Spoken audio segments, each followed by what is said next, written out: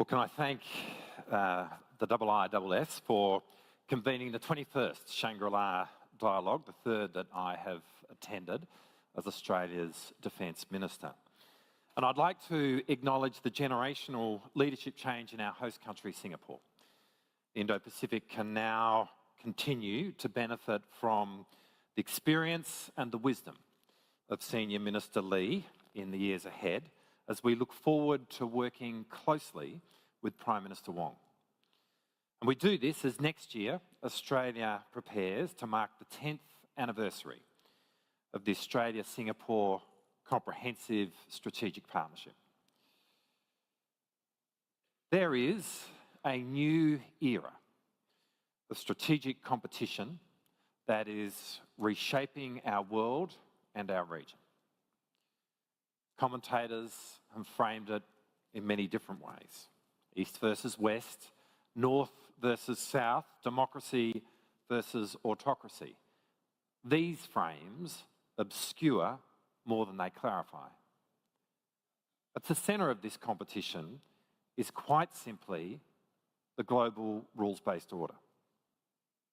There are those that are sceptical about this order, that at times it has broken under the pressure of human contest is a fact Southeast Asia understands better than most.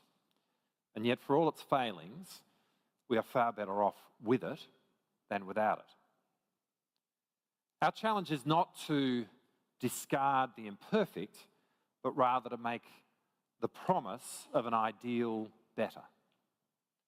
Because if we let it go, the world will deeply regret its disintegration.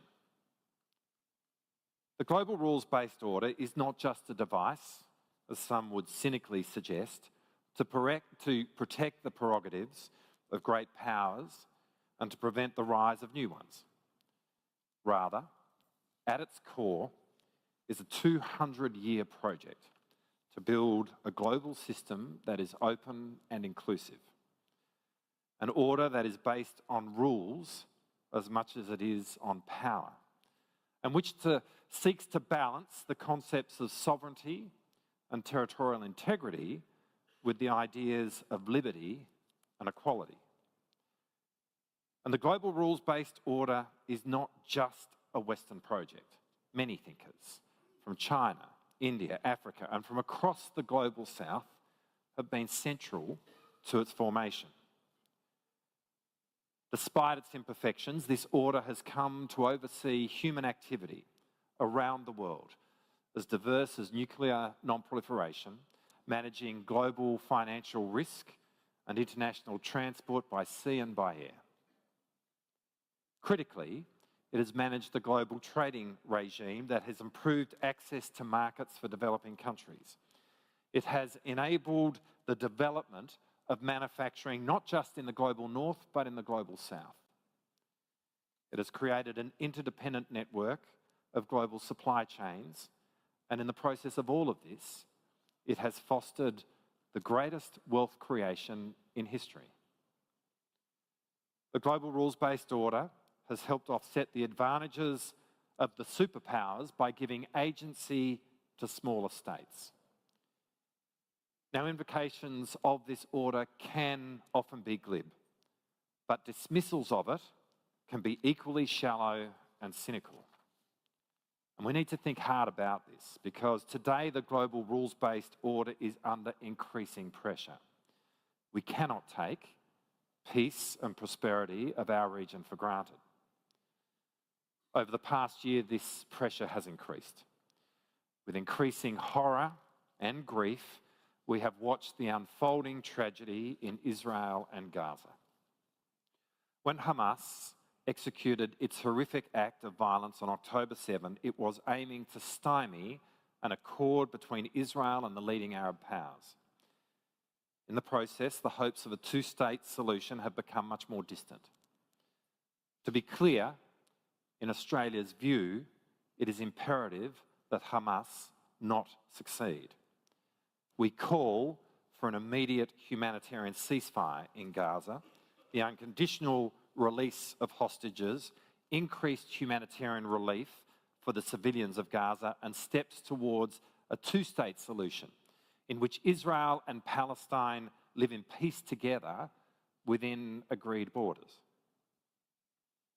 As our recent vote at the UN General Assembly demonstrates, Australia seeks to build momentum for this goal alongside our regional partners. And we've been clear that all parties must comply with international law.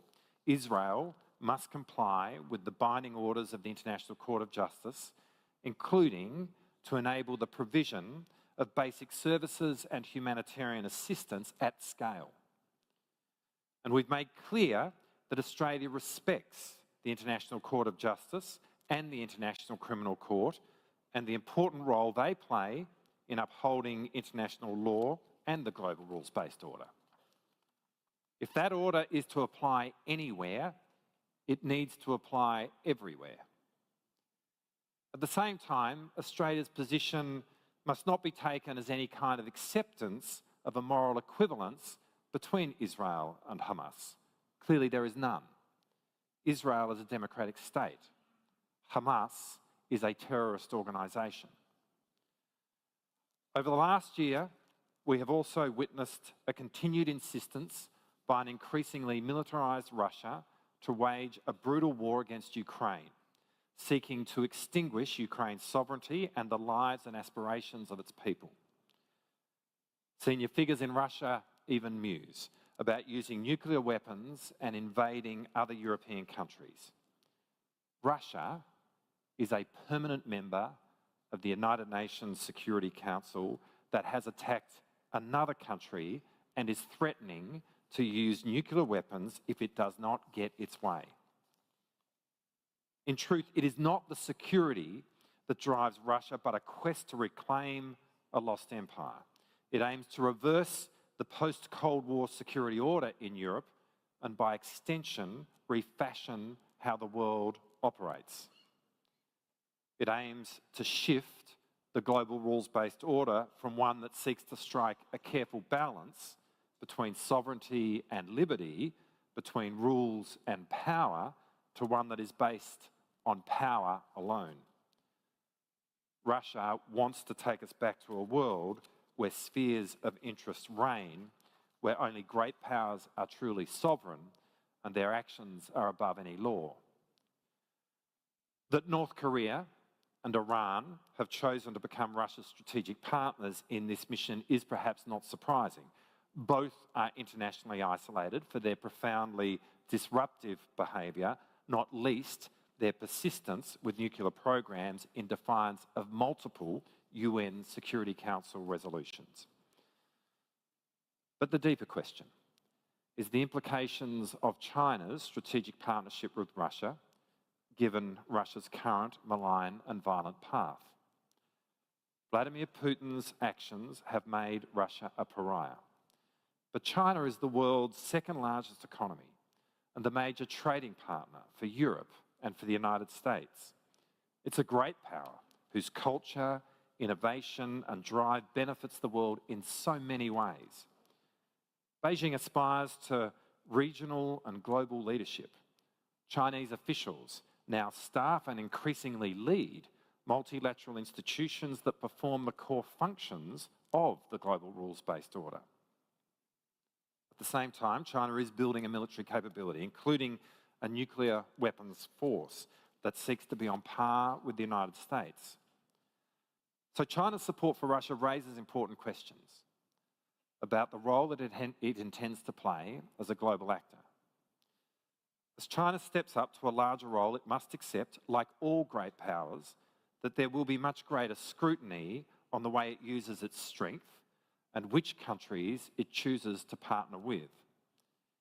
Acceptance of such restraints is the key to any successful and durable international order.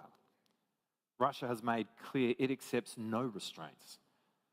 So it is important China sets out a counterexample, that the exercise of Chinese power exhibits the characteristics necessary for our shared prosperity and security: respect for agreed rules and norms, where trade and investment flow according to agreed rules and binding treaty commitments.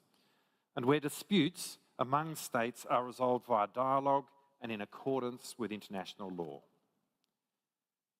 There has been a view, sometimes expressed by Chinese officials, that its strategic partnership with Russia is a necessary buffer against anti-China hostility. That is totally wrong. The economic rise of China has raised hundreds of millions of people out of poverty. In the process, it has been a source of economic prosperity for many countries around the world, and that very much includes Australia. There is no indelible hostility to China. It is about how we build a safer world and a safer region. China making clear, in word and deed, that it does not support the invasion of a sovereign country in violation of the UN Charter, consistent with China's own long-standing commitment to the Charter's founding principles of sovereignty and territorial integrity, would be a huge vote of confidence in Chinese regional and global leadership. And the importance of this can't be overstated. Confidence and indeed trust in Chinese intent will be the single most important ingredient to the maintenance of the global rules-based order. And by extension, it will be at the heart of building a stable and prosperous Indo-Pacific region. A stable and sustainable regional order won't be possible unless all countries, but especially big ones, pursue their strategic objectives in a manner that respects the sovereign rights of our neighbours and the obligations imposed by international law.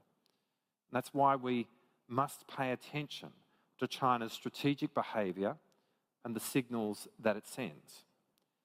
Actions by Chinese vessels in the West Philippine Sea, such as the use of water cannons and the ramming of Philippine vessels, are a serious escalation of tensions and inconsistent with UNCLOS and the final and binding 2016 South China Sea arbitration ruling. China's behaviour towards Taiwan creates similar concerns.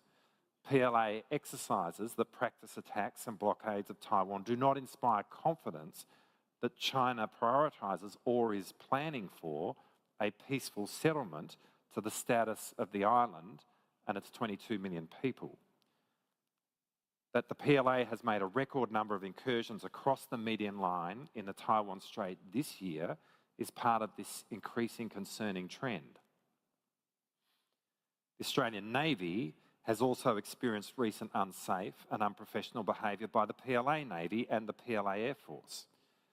Now, I want to stress that the great bulk of the PLA's interaction with the Australian Defence Force are safe and professional. But the size and the speed of PLA development means that interaction is occurring much more frequently. And activities that the Australian Defence Force has conducted in the region for decades, safely and consistent with international law, are increasingly contested by the PLA. The activation of sonar while Australian naval divers were in the water in the East China Sea in November, and the release of flares in the path of a naval helicopter last month posed a serious risk of injury to our personnel while they were enforcing UN Security Council sanctions against North Korea. In the face of these multiple sources of tension, it's even more imperative that every country plays its part in managing increasing strategic risk. The reliance on security architecture, whether existing or new, is not enough. The lesson of Russia's invasion of Ukraine is that our agreements, treaties and alliances are only as good as the hard power that backs them up. Developing military capability has its place, and in Australia's case, our annual defence spending will almost double over the coming decade to $100 billion and around 2.4% of GDP.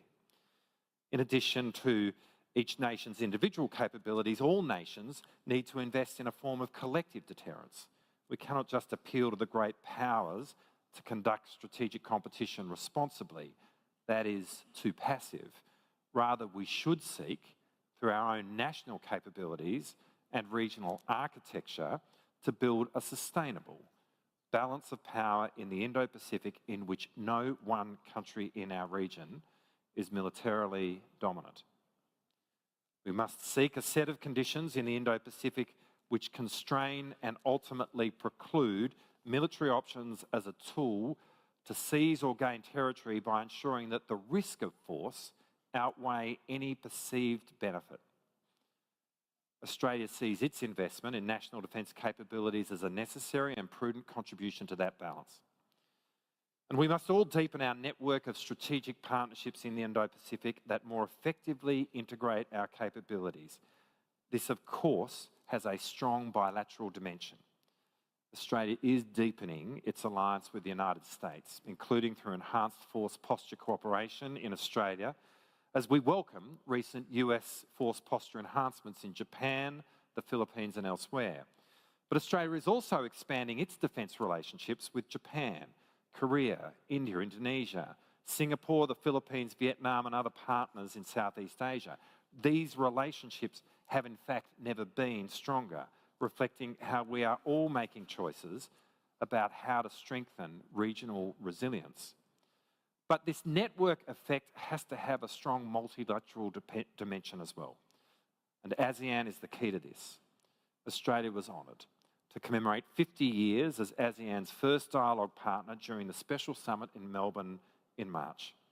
ASEAN cohesion has constituted one of the greatest strategic assets for the region over the past half-century, and long may it continue to do so. New formations will matter as well, and they'll have different functions. Some normative, some about capability, some about security, and others about industry integration.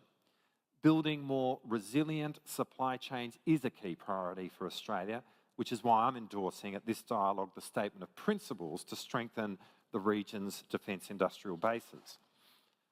The point of these new groupings is to foster a constellation of states that act as a force multiplier for our collective security, by not only helping us advance our own national capabilities, but also contribute to the networking effect that we all seek. And we need to recognise that all strategic theatres are interdependent now. Just as our economies depend on global supply chains, our strategic environments hinge on what happens in other parts of the world. Applying an exclusively geographic lens to our security challenges won't work. How the war ends in Ukraine will matter to how countries assess their own military options, especially for Russia's strategic partners. And that's why a greater European voice in Indo-Pacific affairs is important, and why we must heed what happens outside our own region. Crucially, we need to make common cause with those states that seek to uphold rules that constrain the use of force, protect civilians, and hold abusers to account irrespective of geography. Finally, we cannot underestimate the importance of astute diplomacy and the requirement to invest in strategic reassurance. The risk with any deterrence strategy is that in seeking to prevent conflict, states miscommunicate and end up provoking one. And this will place a much greater premium on maintaining clear communication channels at every level.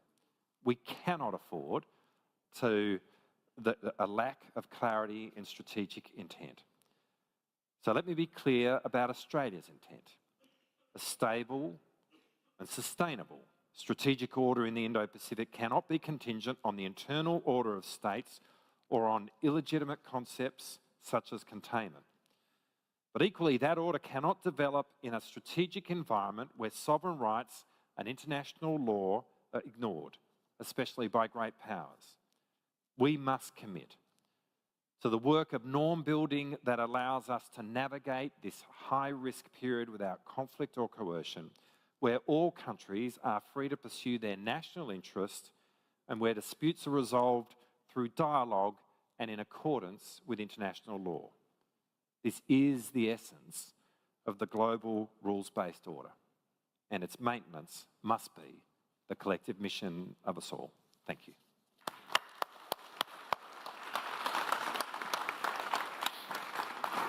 Deputy Prime Minister, Minister, thank you very much for that clear statement. I think it was very interesting how you described and assessed the interplay of the security architecture, its mechanisms, military capability, and deterrence, clear thinking on deterrence, and finally the need for astute diplomacy. So I think that's a very good framework for us to work in. May I ask the High Representative, Josep Borrell, to please take the floor and offer his remarks. Thank you.